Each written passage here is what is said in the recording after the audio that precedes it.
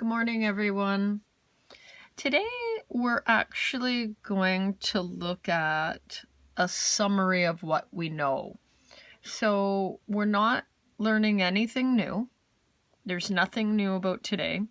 We're going to look at 6 different examples that fall into the different categories of questions that you're going to see on your test, different types of probability questions. Now, we could probably sit here and list them.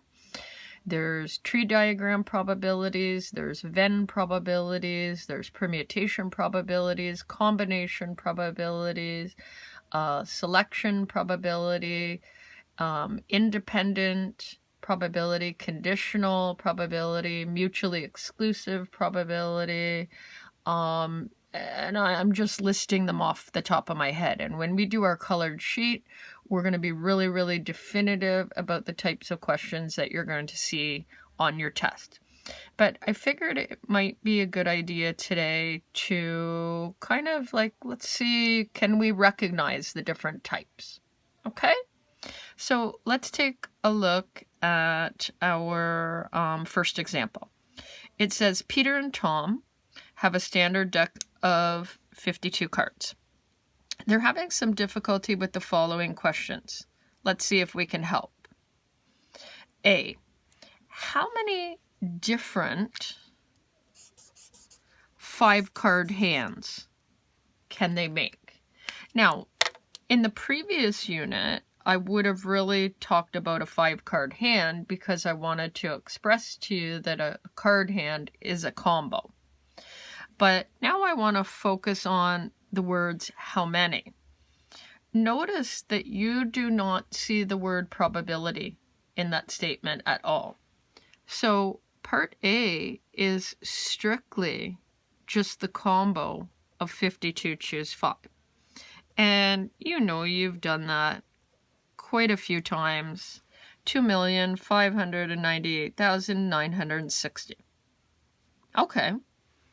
How many 5-card hands would have all hearts? Well, if you have all hearts, that would mean 13 choose 5. And for the others category, 39 choose 0. So 13 plus 39 give me the 52, 5 plus 0, and that gives me 1287. So you're kind of wondering, geez, where's the probability? This is the probability unit.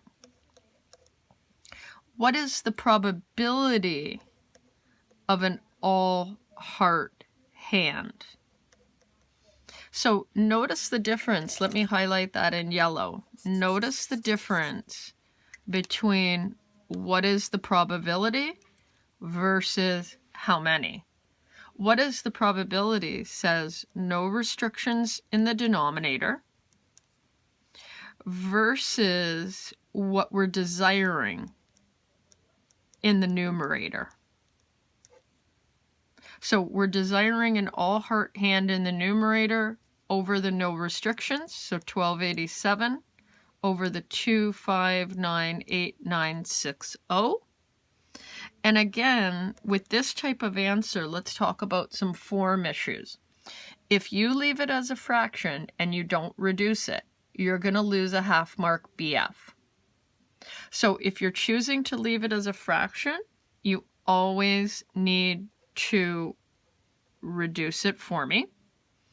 If you say, geez, I'm not a fan of the fraction, I'm going to put it into a decimal. Let's try it. Now, when I put it into a decimal, I'm getting something with scientific notation. So 1, 2, 3, 4, 9, 5. That's also acceptable. But if you choose to do it as a decimal, please make sure that you put a dot over your equal sign, indicating to me that you know that you're rounding. Okay? So, very, very important, the difference between how many versus what is a probability.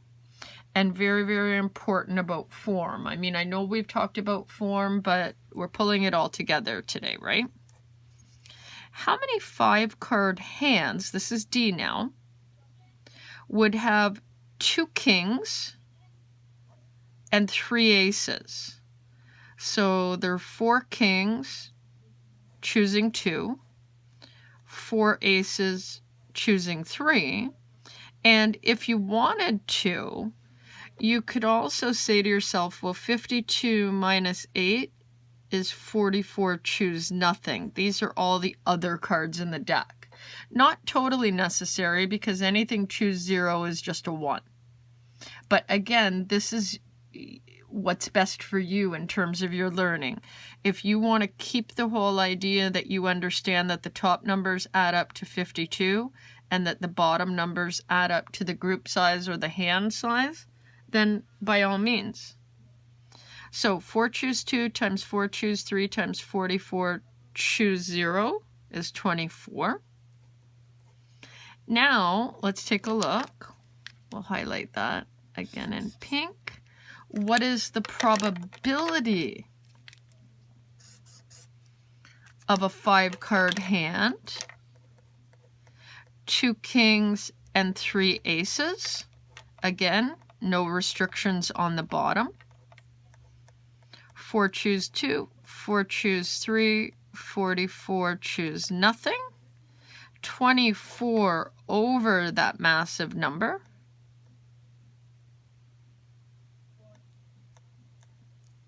And if I reduce it, beautiful. So the first type of question that we've looked at, the first type of question is what I would call a combo probability. Okay, and a card hand is a classic example of a combo probability. Okay, let's take a look at the second example. Michelle has 6 green marbles, Georgia has 5 orange marbles, and Lauren has 12 blue marbles. Hold on, let me just write this down. 6 green, 5 orange, and 12 blue. 23 in total. That's just for me. The 3 of them decide to share and put all the marbles in one bag. They play a game where each person selects a marble from the bag but doesn't put it back. So again, what this is the classic selection probability. This is the classic hand goes in the bag, marble is picked out. Hand goes in the bag, marble is picked out. Hand goes into the bag, marble is picked up. Now remember, there's some words that indicate selection, just like with combo. Card hand, group, team, committee, batch. With selection, select, pick, drawn.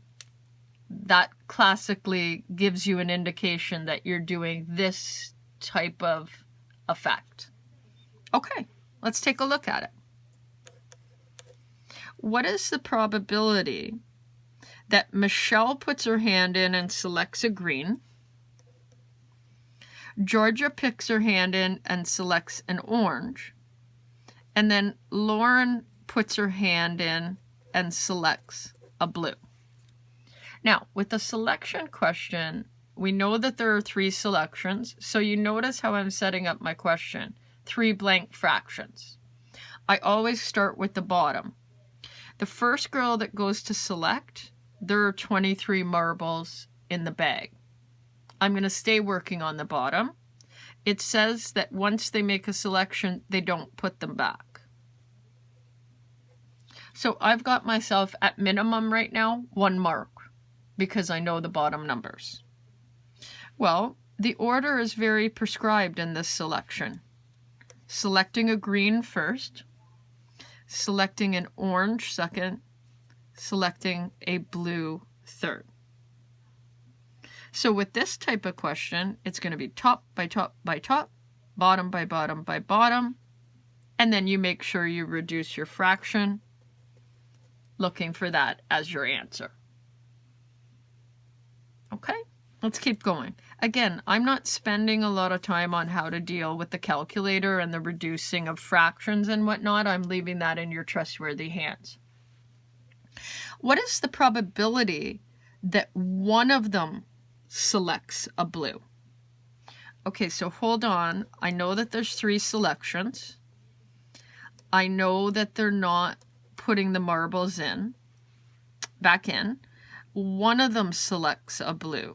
Now, they're not really giving you a lot of detail there. What do you mean one of them selects a blue? Well, that could mean possibly that we're picking the blue on the first pick, and then you would have something other than blue and something other than blue. But it could also mean that you got something other at the beginning, a blue, and then something other. It could also mean that you got an other and an other and then a blue. They're not telling you when the blue was picked. So this has to be factored in. So hold on, let's pretend.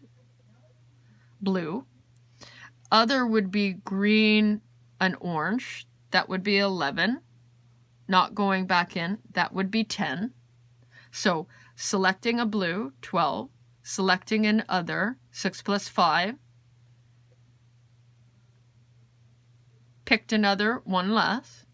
And now what you have to factor in is that multiplying by 3 for the order. Notice what I'm talking about with the order. The blue has 3 different positions that it could have fell in. It could have been selected on the first. It could have fell into the second position, or it could have fell into the third. So probability, order, reduced fraction, final answer. Awesome. Okay, now let's crank it up a little bit. What is the probability of each of them selecting a different color if they replace the marbles? Okay, so hold on. I know there's going to be 3 selections. Now, if they replace the number, or the marble rather, that means that this stays at 23. Now, each of them selecting a different color, I get that idea, but they're not telling me the order in which the selection is going to occur. So I could pretend that I got a blue, and then I got an orange, and then I got a green. But I don't know that for sure. That's me pretending. Watch for a second before we put in the... It could have went blue, orange, green. It could have went blue, green, orange. It could have went orange, green, blue. It could have went orange, blue, green. It could have went green, orange, blue, green, blue, orange. So hold on, this is different than what you just seen. This isn't multiplied by 3. Actually, this is being multiplied by 3 factorial. Now, why 3 factorial? Why? What's the difference? The difference is, look, blue can be in the first position. Blue can be in the second position. Blue can be in the third position. So all 3 colors can be in the different positions. So blues in first, blues in second, blues in third. Okay. Oranges in first, oranges in second, oranges in third. Greens in first, greens in second, greens in third. All 3 colors can move into the different positions. So 12 for the blue, 5 for the orange, 6 for the green, and then our order of 3 factorial, which is really 6. Final reduced answer. Very, very, very, very important. Okay, notice the difference. We did a selection without replacement, with replacement. Super duper important. Okay, let's flip when you're ready.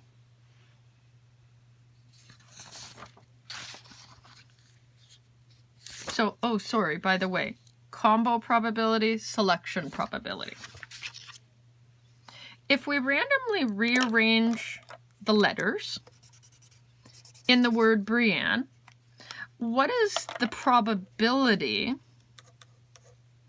that the A will be in the middle?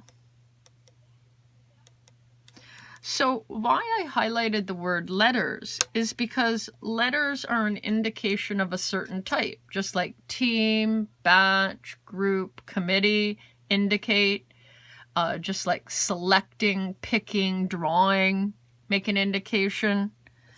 The word letters indicate that this must be a permutation probability. Now, hold on. Let's go through this quickly. Probability says no restrictions on the bottom. So that's me looking at the word Brienne with no restrictions. So hold on. 1, 2, 3, 4, 5, 6, 7 letters in the word Brienne. But guess what? I better remember that when I have a repeat letter, that I have to factor or divide it out. So 7 factorial says look at the letters as if they're all unique characters. But then when I really look at the letters, they're not unique characters. I've got 2 repeating ends. Okay. The top says put the A in the middle. So that being said, if the A is being forced to sit in the middle, this changes from a 7 factorial question to a 6 factorial question. But within those 6 movable characters, there's still 2 ends. So 6 factorial divided by 2. 7 factorial divided by 2. 1/7 probability. Beautiful permutation, pulling all on our recall from last unit. Beautiful permutation probability question. Fantastic. Okay, let's keep going. So we've seen a combo, a perm, a selection. I don't need to say much here. I think everybody knows what type this is. Dice chart. So I'm going to draw the dice chart.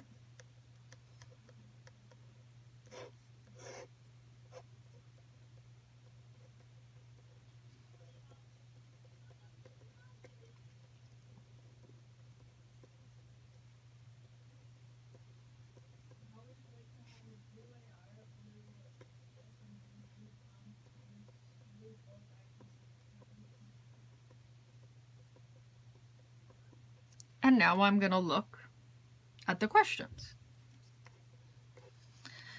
Kelly and Alicia both roll a die. Find the probability that the sum is 7. Well, we know in a classic dice chart question that our NS is 36. Sum is 7. That's really easy for me to just count right from the picture. 1, 2, 3, 4, 5, 6. So my options would be 6 and 1, 5 and 2, 4 and 3, 3 and 4, 2 and 5, 1 and 6. Okay. Kelly and Alicia both roll a die. Find the probability that the sum is 8 or 6. Now, that's a mutually exclusive event.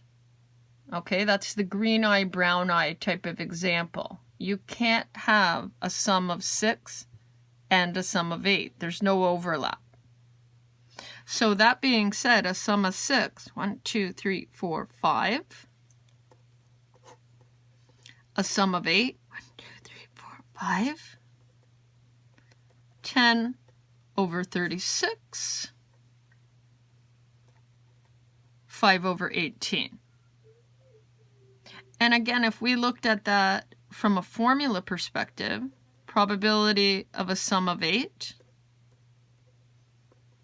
plus the probability of a sum of 6 minus the probability of a sum of 8 and a sum of 6, 0.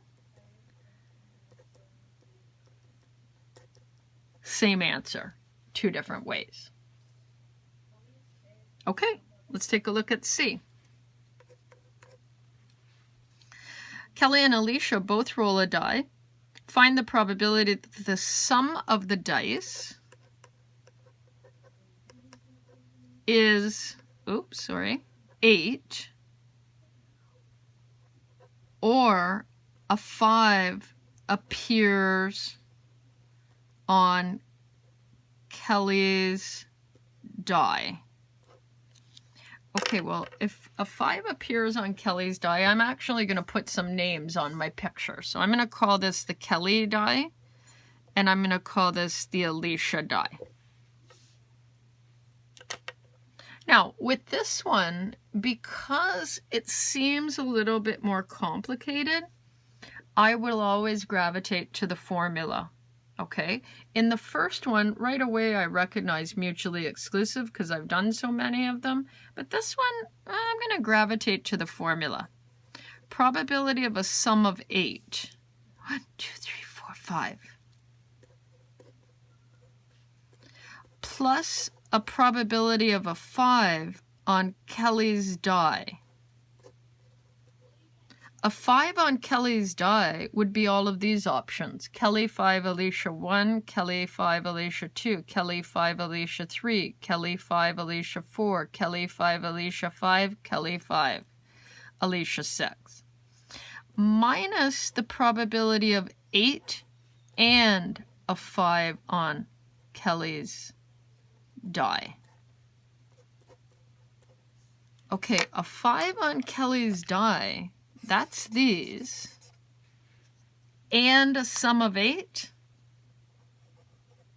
that's that guy. So there's only one way of a 5 on Kelly's die and an 8 being the sum. Beautiful. Now, let's take a look at D. The sum of the dice is 8. Sum is 8, and a 5 on Alicia's die. Now, hold on. We know with the and that you can only do the and in two different ways. Either from the diagram, the Venn diagram, the overlap, or the dice chart, or multiply. So because we got a Venn diagram, or not a Venn diagram, but a dice chart, I'm going to do it right like that. Well, here's the 5 on Alicia's die. There's all her 5s. And here's the 8. 1 out of 36. There's only one way to have a 5 on Alicia's die and a sum of 8. Okay, so hold on. Let's think about what we've looked at so far. Combination, selection, perm probability, dice chart. Guaranteed 4 tests, questions. Guaranteed. Okay, let's keep going.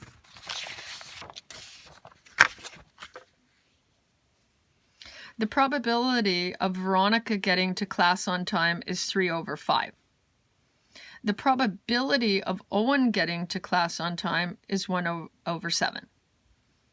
What is the probability of Veronica and Owen getting to class on time?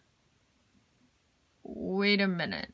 I don't have any diagram for this. I don't even have enough information to draw a diagram for this. And I'm looking for the and. So this must be a classic independent events probability, meaning that Owen and Veronica, they don't even know each other. They might not even go to the same school. So they're completely independent of each other. And when we have an and we have an independent, we multiply them. Okay, so probability of Veronica on time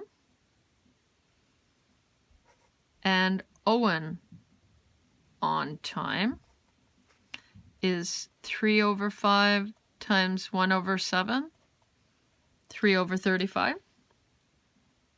Not bad. Part B, what is the probability that Veronica or Owen, so Veronica on time or Owen on time? Now, we know with the or that we have a formula, and the formula says probability of Veronica on time plus the probability of Owen on time minus the probability of Veronica and Owen on time. Now, we calculated that right up in part A. So notice what's really, really critical here. The whole and the or. Or can be done from a formula or a picture, Venn or dice chart. And can be done from a picture, if we've got it, also a formula where we multiply. Okay, let's clean this thing up.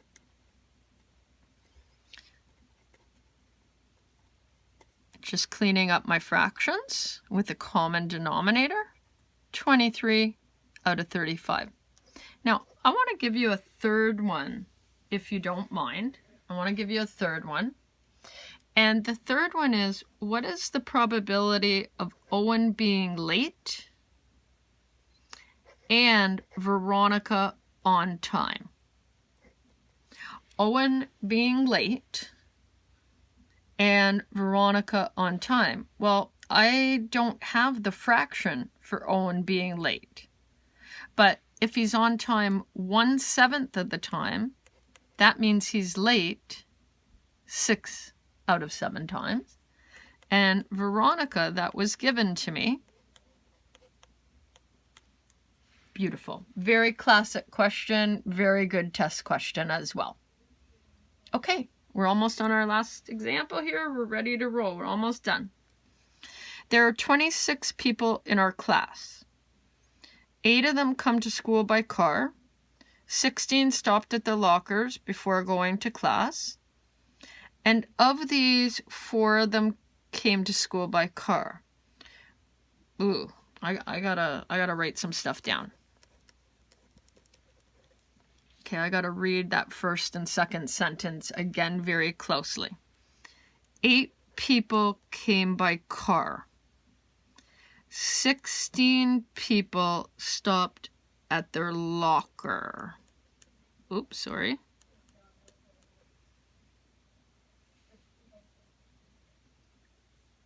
And of these who stopped at their locker, and of these that stopped at their locker, 4 of them came by car. Let me read that one more time. And of these, so the kids that stopped at their locker, 4 came to school by car. This has got intersection. This is not a mutually exclusive event. I think I'm going to try to draw a Venn here. I'm going to call it car and locker. And I'm going to put 4 right in the middle. Okay, hold on. If 8 came by car and 4 are already accounted, if 16 came by or went to their locker and 4 are already accounted, and I better be real careful because I know with a Venn, I better take a quick peek at that. So 4 and 4 is 8 and 12 is 20. That means that 6 have nothing to do with a car and don't go to their locker at all. Okay, I'm now ready to actually read what the question wants me to do. I got too caught up in kind of the wording here. What is the probability of selecting a student that went to their locker given that, given that they did not come by car?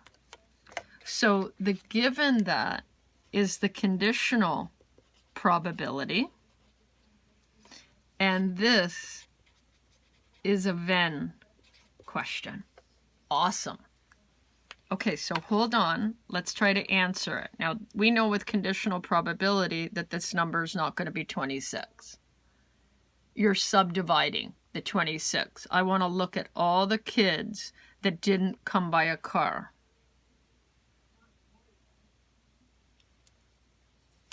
$18 kids did not come by a car.